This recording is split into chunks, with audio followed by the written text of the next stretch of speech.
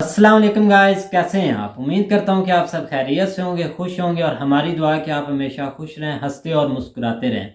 मेरा नाम है रहमान अनवर और मेरा नाम है मोहम्मद सैन और मैं मुजफ्फर इकबाल। और आज हम जिस वीडियो पर रिएक्ट करने जा रहे हैं, इस वीडियो का टाइटल है Rahul Gandhi says PM Modi brought Pakistan China closer. तो चलो, नहीं, उनका यही कहने का मतलब है कि पीएम मोदी की वजह से जो है ना वो चाइना पाकिस्तान के करीब आ गया। तो बाकी वीडियो देखते हैं, इसमें पॉइंट देखते हैं कि सर प्रशांत साहब क्या इसके बारे में बात कर रहे हैं, तो उसके बाद अपना रिव्यू देते हैं। हाँ बिल्कुल। तो अगर वीडियो पसंद आए तो लाइक सब्सक्राइब ज़रूर कीजिएगा और कमेंट में अपनी राय का इज़हार ज़रूर कीजिएगा। तो चलो वीडियो करते हैं शुरू। नमस्कार and welcome you to world affairs. मैं हूं प्रशांत धवन। नाउ रिसेंटली आपने सुना होगा कि जियो पॉलिटिक्स बढ़ चढ़ के डिस्कस करी गई है भारत के पार्लियामेंट में। राहुल गांधी ने ओपनली आरोप लगाया है करंट गवर्नमेंट पे कि आप लोग रिस्पॉन्सिबल हो पाकिस्तान चाइना रिलेशंस के लिए। You have brought China and Pakistan together, Rahul Gandhi says to PM Modi.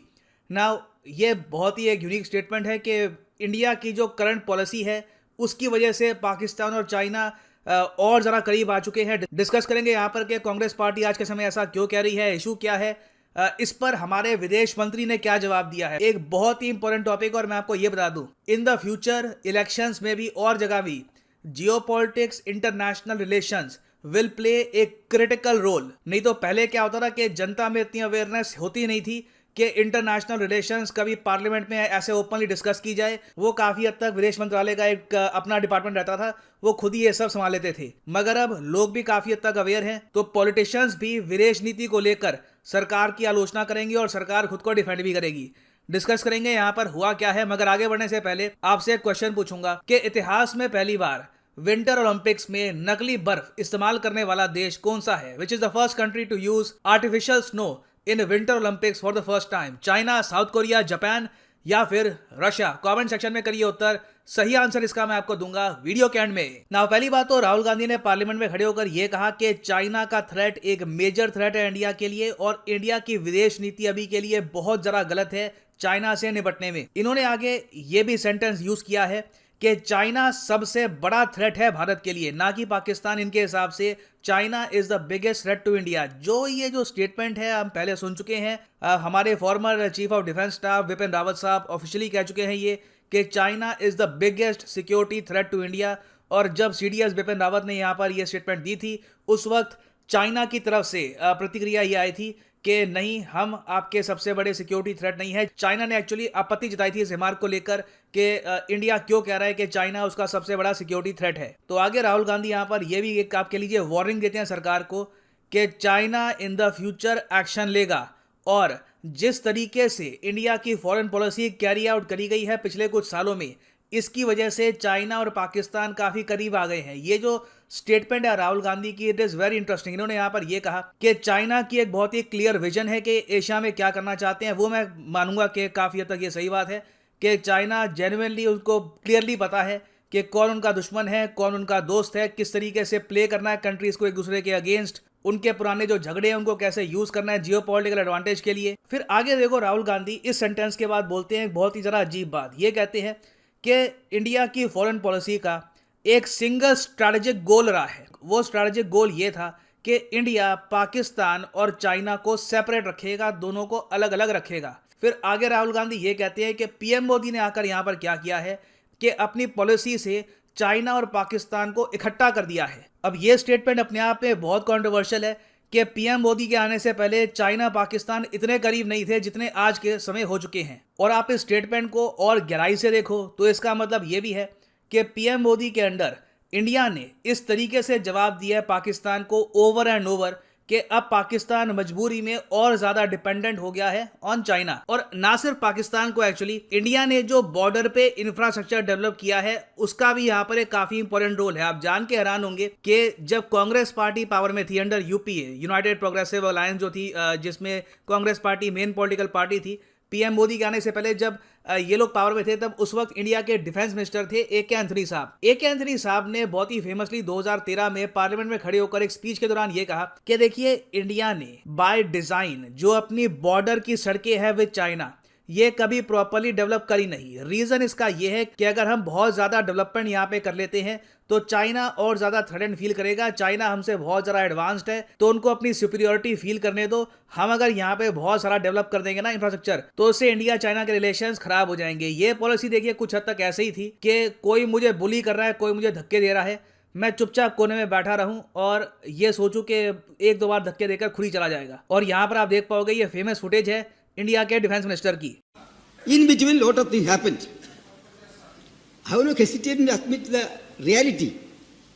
To admit the truth, I have no hesitation. Compared to India, in the area of building infrastructure, China is much advanced.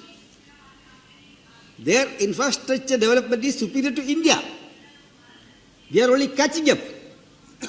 That is also history. Why? Independent India, many years as a policy on border, best defense is not to develop the border. Undeveloped border is more safe than developed border. So many years there was no construction of roads, airfields, nothing in the border areas. By that time, China continued to develop their infrastructure in the border areas. So as a result, now they have gone ahead of us. Compared to us, infrastructure-wise, capability-wise, in the border areas, they are ahead. I admit that. It's a part of history. और इस statement को लेकर BJP ने काफ़ी बार आलोचना भी करी है कांग्रेस की इन द पास के कांग्रेस के अंडर ही बहुत ही लंबे समय तक पॉलिसी थी कि बॉर्डर अगर हम डेवलप ही नहीं करेंगे तो शायद चाइना इतना अग्रेसिव ना हो। हालांकि मैं यहाँ पर ये भी ऐड कर दूँ, मैं ये नहीं कहूँगा कि AK एंथनी ने भी सेम पॉलिसी कंटिन्यू करी थी।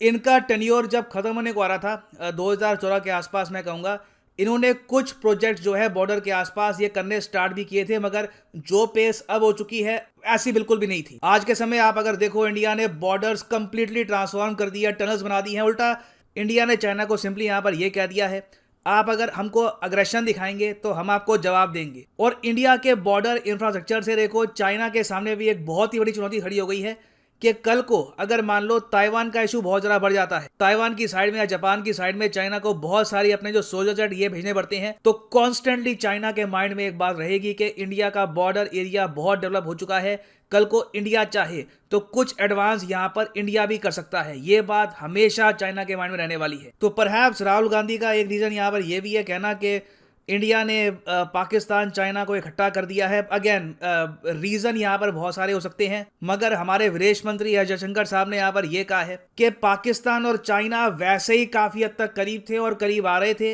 इंडिया ने बस अपनी पॉलिसी अब ये चेंज करी है कि हम बस चुपचाप बैठे नहीं रहेंगे, हम भी अपने आप को तैयार करके रखेंगे। जयशंकर साहब ने यहाँ पर यह कहा है कि पहली बात तो 1963 में पाकिस्तान ने इलीगली शक्सगम वैली चाइना को दे रही थी। इस पर एक अलग से वीडियो बनानी पड़ेगी कि शक्सगम वैली में क्या हुआ था, क्यों दी थी चाइना को। तो 1963 में तो आप देख लो इंडिया ने कुछ भी नहीं किया था उस वक्त, तब तो बांग्लादेश भी पाकिस्तान का पार्ट था। तब से ही आप देख लो कि पाकिस्तान का इतना फेथ था चाइना पर कि पूरी एक अपनी बहुत सारी टेरिटरी चाइना को पकड़ा दी। उसके अलावा 1970s में चाइना ने बिल्ड किया था Karakoram highway through Pakistan occupied Kashmir. अब सीपैक बिल्ड कर रहे हैं, और सीपैक को भी आप अगर देखो, चाइना पाकिस्तान इकोनॉमिक कॉरिडोर, ये पीएम मोदी के आने के बाद साइन नहीं हुआ, ये 2013 में शुरू हो गया था, और इस पर एक्चुअली जो सिग्नेचर्स हैं काफ़ी पहले हो गए थे। तो जयशंकर साहब सिंपली यहाँ पर ये कह रहे हैं कि पाकिस्तान और चाइना हर दशक में धीरे धीरे करीब आते जा रहे थे। इंडिया की सिंपली यहाँ पर पॉलिसी ये थी कि पाकिस्तान पर सॉफ्ट रहो, चाइना पर सॉफ्ट रहो, हम सेफ रहेंगे।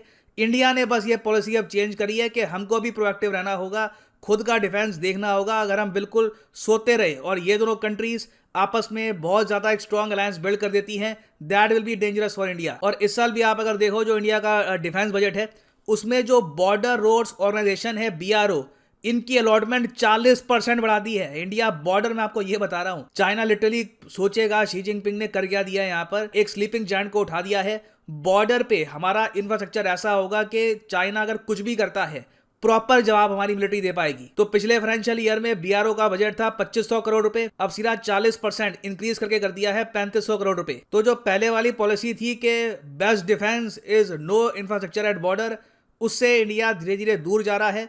और दूर देखिए हमको इसलिए जाना पड़ रहा है क्योंकि ये दोनों कंट्रीज कॉन्स्टेंटली इंडिया के अगेंस्ट एक्शन ले रही है। We have to act on our defence. तो फाइनली यहाँ पे मैं आपसे क्वेश्चन पूछूंगा कि क्या आप यहाँ पर राहुल गांधी की स्टेटमेंट से एग्री करते हैं या डॉक्टर एस जयशंकर की स्टेटमेंट से एग्री करते हैं? मैं जेन्युइनली जानना चाहूंगा आपका ओपिनियन, शेयर करिएगा in the comment section below. Now वापस आते हैं हमने एमसीक्यू की तरफ कि पहला देश कौन सा था जिसने यूज किया है आर्टिफिशियल स्नो को इन विंटर ओलंपिक्स? तो सही उत्तर इसका है ऑप्शन ए, चाइना। यहां पर आप देख पाओगे जो 2022 के विंटर ओलंपिक्स चाइना में हो रहे हैं, बीजिंग में, वहां पर पहली बार नकली बर्फ का इस्तेमाल किया जा रहा है। और फाइनली यहां पर मैं ये भी ऐड कर दूं कि अनअकैडमी की 20% ऑफ सेल का आज है आखिरी। तो गाइस जैसा कि आप वीडियो देख रहे थे तो वीडियो भाई काफ़ी इंटरेस्टिंग थी, लेकिन मैं हमेशा से यही बोलता आ रहा हूँ कि जब एक बंदे की होती है ना, फॉर एग्जांपल यहाँ पर अगर इमरान खान की है ना भाई हुकूमत, तो अपोजिशन जो है नवाज शरीफ हैं और भी बाकी दूसरी पार्टियां भी, लेकिन मेन जो अब आप देख लें कि वो तो भाई हमारी है नून लीग, ठीक है ना। तो वहाँ से भाई काफ़ी स्टेटमेंट आती रहती हैं।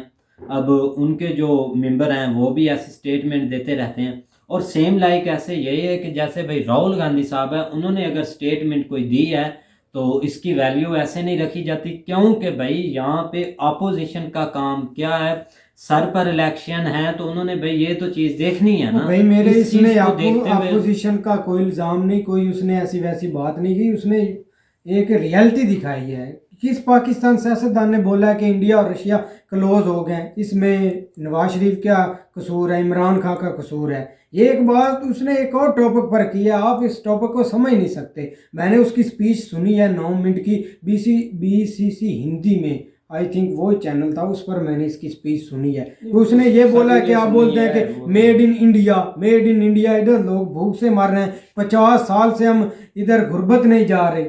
ये उनके अल्फाज हैं, मेरे नहीं, मैंने खुद उसकी स्पीच सुनी है। लेकिन आपने उसने ये भी बोला कि हाल ही में जो इतना उन्होंने नौकरी के लिए किया, और वही जो सर खान का इशू था, रेलवे पर लोग भटक रहे हैं, आपने हमें कुछ नौकरियां दो, ये भी इसने कहा राहुल गांधी ने। भाई पता क्या बात है कि जो इंडिया की जो आबादी है ना, पॉपुलेशन के लिहाज से वो बहुत बड़ी कंट्री है, ठीक है ना।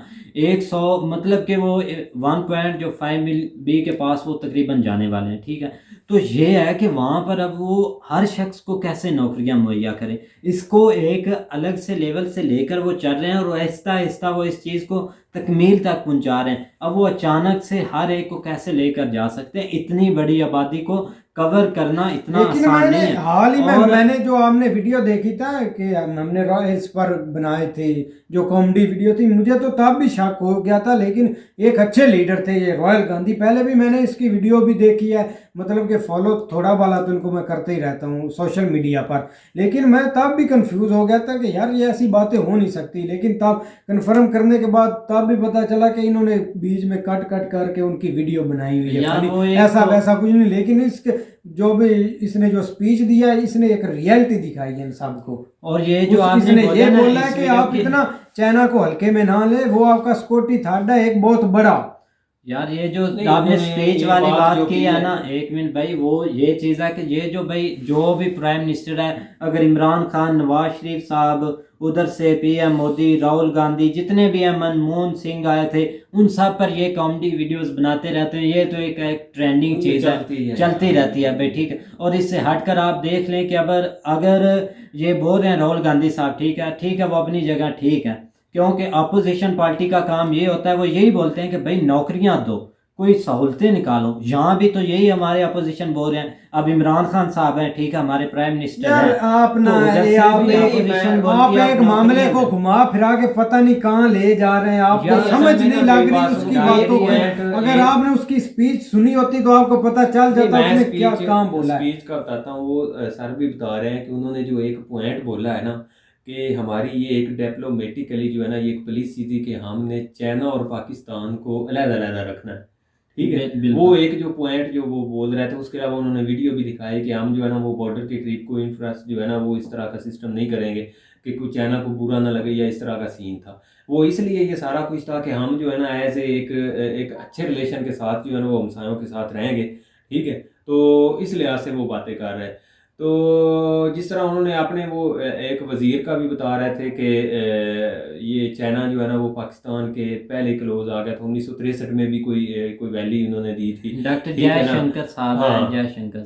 शख्सगम इस तरह की वैली जो है ना वो इन्होंने 1963 में ही दे दी थी उनको। तो उस वक्त इंडिया और चाइना के रिलेशन जो है ना वो बहुत अच्छे थे। जिस तरह हम ऑलरेडी पहले भी कहते हैं कि चाइना जिस तरह ये कहते हैं पाकिस्तानी चाइना भाई भाई, उस वक्त इंडिया चाइना भी भाई भाई थे। लेकिन ये कि ये दरमियान में कोई इशू जो आया है ना, ये इतना आने वाला नहीं था। वो इतना जो है ना वो चाइना भी नहीं सोचता था कि हम ये एक दिन ऐसा आएगा कि हम बहुत ज़्यादा एक दूसरे के अगेंस्ट हो जाएंगे। तो ये पता नहीं क्यों ये दरमियान में इनकी पॉलिसी निकल आई है। ये होनी नहीं चाहिए, क्योंकि ये तीनों थे वो भी जो है ना वो ऊपर से जो है ना वो ट्रेड के लिहाज से चाइना भी जो है ना वो पूरी वर्ल्ड पे छाया हुआ है। तो इंडिया भी कोशिश कर रहा है। तो बजाय इसके कि ये रिलेशन ख़राब होते, तो उस लिहाज से जो है ना राहुल गांधी साहब ने जो है ना ये बातें की हैं कि हमें जो है ना वो चाइना को पाकिस्तान के हाथ नहीं पकड़ाना चाहिए था। वो इसलिए नहीं पकड़ाना चाहता कि चाइना भी एक बहुत बड़ी ट्रेड मार्केट है, आबादी के लिहाज से भी, और वैसे भी एक बहुत बड़ी मार्केट है, और इसी तरह इंडिया भी एक बहुत बड़ी मार्केट है। तो हमें जो है ना वो बजाय इसके कि वो चीज़ें दरमियान में ट्रेड के लिहाज से, हम ट्रेड तो अभी भी उनकी खैर चल रही है, लेकिन अपर लेवल पे जो चलता है इस ना साल सिस्टम, वो की नहीं है। 125 बिलियन हाँ हाँ, ट्रेड वो है इंडिया की नहीं, अब चाइना के जिस साथ। तरह वो क्लैश हुआ उस वक्त अचानक ही, जिस तरह इन्होंने ऐप्स बंद कर दी चाइना की, ठीक है। और उसके अलावा कई कंपनियां उनकी जो है ना वो मोबाइल कंपनीज जो है ना वो क्लोज हो गई हैं या कुछ चल रही हैं, वो भी आस्ता आस्ता कोई इनका हो जाएगा हाँ, तो सीन। और कर भी क्या सकते टिकटॉक हैं। इन्होंने बंद कर दी, ठीक है। तो ये सारी चीज़ें जो है ना वो इस लिहाज से बात कर रहे थे कि जो है ना वो हमें इस स्टेप की तरफ नहीं जाना चाहिए था। आगे जो है ना वो हर बंदे की अपनी अपनी सोच है। उनको जो है ना वो एक मजबूत लीडर या एक मजबूत फैसलों की ज़रूरत थी।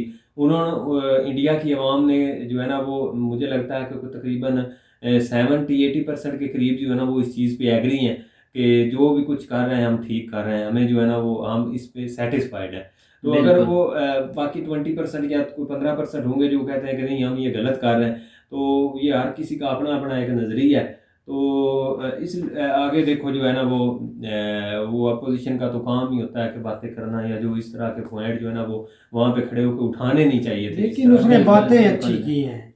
यार, बातें बातें उसने अच्छी अच्छी की है, इसलिए वो की हैं कि वो आपसे थोड़ा सा रेलिवेंट था, आपको इस तरह की बातें पसंद है, तो इसलिए वो जो है ना उन्होंने अच्छी मेरे बातें की। मतलब कौन रेलिवेंट एलिमेंट की बात हो रही है। और बिल्कुल भाई, डॉक्टर जयशंकर साहब ने भी इस पर थोड़ी डिस्कस की है, तो उनकी डिस्कशन अच्छी है। उन्होंने यही बोला कि अगर वो एक दोस्ती के बंधन में बढ़ रहे हैं तो हमें अपनी जो तैयारी है मुकम्मल करनी चाहिए। वो जो भरपूर नहीं, तैयारी में पहले है, इंडिया भी उन्होंने वो भरपूर बता रहे तैयारी हैं ना में, कि ठीक जो है ना भाई? उन्होंने कुराकरम हाईवे जो है ना वो बहुत बड़ी हाईवे है। हाँ, बुल उसमें टनल। टनल जो है ना बनाया है चाइना ने जो है ना, उसके ऊपर भी बहुत, उसके बाद इन्होंने फिर ये सी पैक शुरू किया था।